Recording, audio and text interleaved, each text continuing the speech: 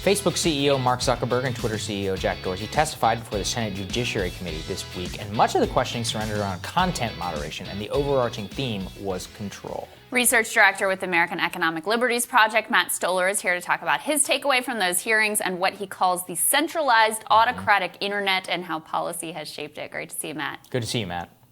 Thanks for having me. What, for you, were the big moments or the top-line takeaways from the hearings this week? Yeah, I mean, I don't know if I would say that there really were any. There were two kind of things that I found interesting.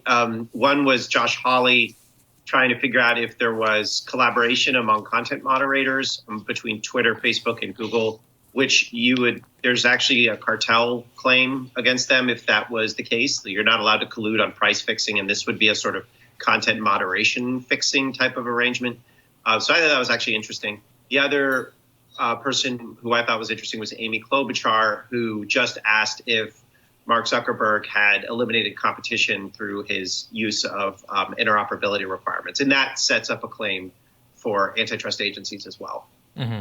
This is really interesting, Matt, because the big debate, the top line for a lot of people is content moderation. People are upset that their stuff is getting taken down or not enough stuff is getting taken down. And you always focus on is the underlying antitrust implications. What are the things that are beginning to trend this way? We have the DOJ lawsuit, possibly one expected from Facebook. I'm not sure if we know the status on that yet. How do you expect these things to move in the Biden era? Yeah, it's a good question.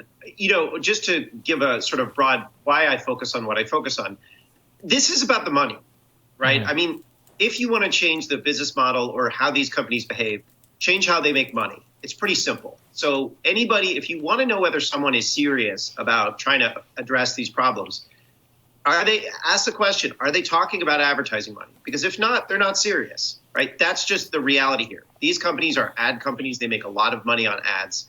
And if you're not talking about ad money, then you're not actually talking about regulating these companies in any meaningful way. So that's just a sort of predicate. That's why I focus on antitrust, because this is about market power in the advertising industry.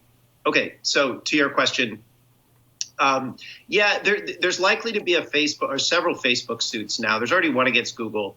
The FTC is probably going to bring one, and the state attorney generals are probably going to bring a separate one.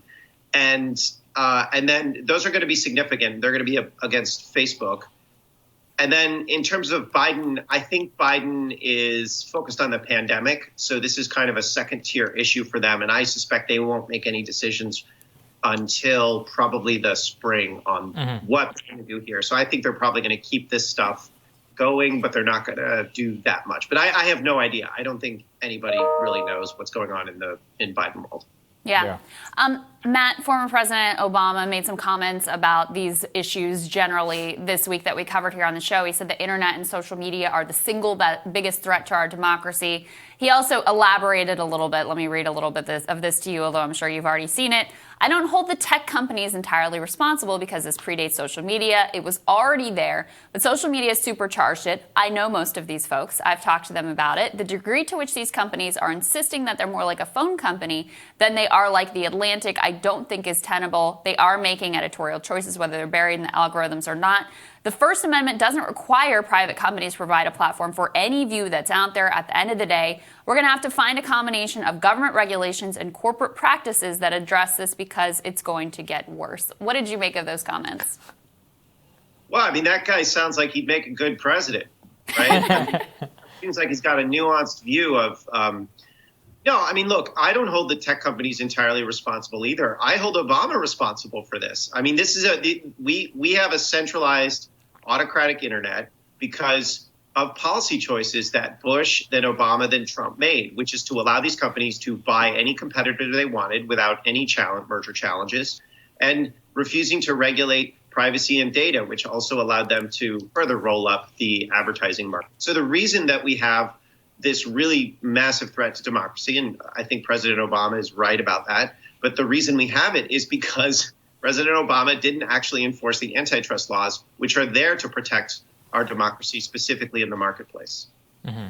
And I guess that's the real question here, which is that it seems like the default always works to the tech company's favor. And The underlying question is how that might go forward. You and I were talking before about Mitch McConnell and his role in all this. What might that look like? Yeah, I mean, for the predicate here, these are policy problems, right? Yeah. Mark Zuckerberg, it's, if he didn't exist, somebody like him would exist. When you structure a policy environment favorable to monopoly, you get monopolies. It's really simple. So this is a policy problem. Now, going into the Biden administration, and one of the things we might see is Mitch McConnell deciding, you know what, I'm not going to let the Democrats appoint someone to the FTC, which would effectively make it a 2-2 agency deadlock, 2 Republican and 2 Democratic commissioners. And then they wouldn't be able to do anything about big tech.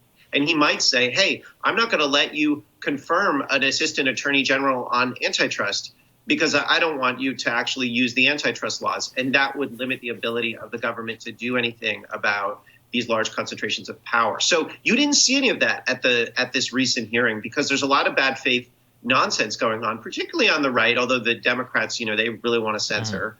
And that's really the issue here. It's like you have to get to the underlying business models. And that means actually looking into advertising. And then that leads you back to antitrust, which gets you to the agencies. So that's really the fight that's going to happen. And I think it's behind the scenes.